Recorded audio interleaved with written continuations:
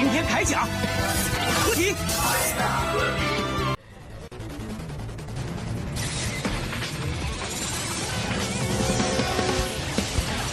我沉默，并不代表我对你没意见。Hello， 各位观众朋友，大家好，我是阿亮。今天给大家补铠甲勇士，今天给大家分享的就是眼前的这款异次元重工刑克铠甲勇士刑天。这款刑克刑天是作为异次元重工铠甲系列第3弹，官方预定价为298元。我补款拿到是在2021年的年底，到现在都快4年了，真的是蛮唏嘘的。主要是这款的问题大家都知道是断腰，所以买回来基本都是回合。今天也是接着分享，好好拿出来盘一盘。首先，包装方面是刑克一贯的风格，正面就是刑天的一个写真，还有它的烫金文字，侧面呢就是刑天的英文翻译Armor Hero Mars，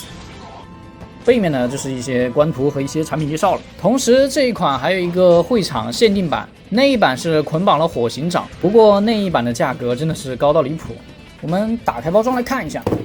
经典的2层，上层本体，下层配件，然后就是标配的地台支架以及一张纸质说明书。先简单过一下配件，首先火刑剑、电光机、火星快枪以及6对造型替换手，然后就是刑天系列专属的召唤卡。这次由于刑天的召唤器的样式它这里是多附属了一个取下召唤器的盖板的样子。这款刑克刑天外观造型表现力还是非常有冲击力一眼看过去跟童年印象里的形象蛮像的。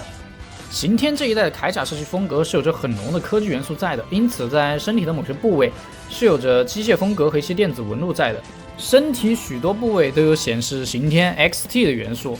尤其是胸口的这个刑字我感觉处理得非常好。胸口和大部分漆面都有光油涂装，看起来非常崭新和干净，整个看过去就对比度很高。这只刑克刑天的漆面上可以说是全涂装的处理，但我有一点没理解的就是它大腿这里2个红色居然有一些些微的色差，然后腰部的刑天召唤器也是有把铆钉的一些细节做出来，但它这里的镜头盖是没办法打开的。召唤器上是有一个槽可以用来插召唤卡，然后它这个召唤卡是没办法插到底部的。腰带这里的卡盒它是封死的，因此没办法收纳卡片。这款刑克刑天的总体还原度大家会打几分呢？接着我们来简单过一下这款刑天的可动。首先头部上抬下探的幅度都比较小，大家注意下探的时候千万别一直缩进去，这样就会容易蹭漆。我看好多玩家的这里下巴这里的漆都被蹭掉了。然后头部的左转右转都没啥问题。我看很多人都吐槽这款脖子都短了，确实这个短脖子关节在头部可动的时候有点恼火。然后肩铠，这个大肩铠是拉伸关节，可以在平举的时候做出避让。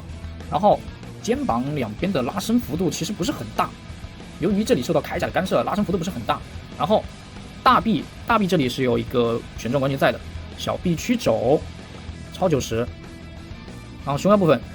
就是它致命的问题了，前倾和后仰的幅度都很小，我真的是不敢用力玩这个它的腰部，我买来都没怎么动过它的腰部，我真的怕断。它这个腰部设计最大的问题就是在腰那个地方受那么多力，结果它只是设计了半装的一个关节，这种就是很脆，你稍微动一下腰，那个力它一多，那个装就很容易断。然后腿部的话，腿部侧踢的话，它这有一个避让的关节，大致于接近90，前踢90，后踢也是接近于90，膝盖弯曲，脚尖是独立的分件，然后内外接地的幅度都还是蛮大的。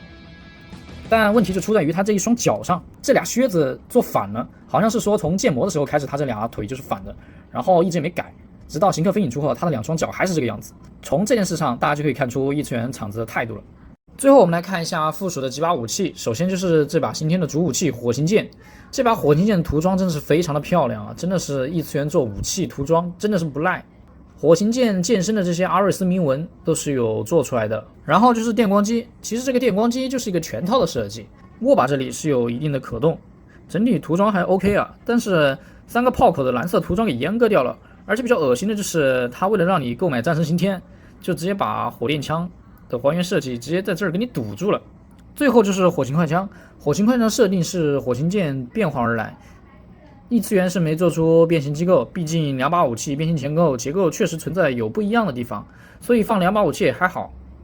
至今都不知道剧中刑天那个转枪是怎么转出来的，他前面又没有扳手。最后就是这一排的造型替换手，足足有6对，结合刑天的可动，能够还原大部分经典的 pose。OK， 最后简单总结一下，这款行客行天作为4年前的产品，当时出货的风评就不好，主要就是它那个断腰的问题。这对于一个可动玩具来说，确实是一个致命伤。然后由于行天的人气啊，现在这款行客行天的价格也是炒上去了。但我感觉异次元可能会在下一次再版行天，毕竟这次投票投出了炎龙和亚特莱斯，都是前面几座的产品。之前再版的马帅，然后又宣布再版的亚特莱斯和炎龙，这都是排名比较前的几款产品。作为第3弹的行天，我可能会觉得会迎来一次重置，所以大家想购买行天的话，可以再等等。OK， 那么以上就是本期视频所有内容。如果喜欢本视频的话，麻烦一键3连加关注，咱们下期视频再见。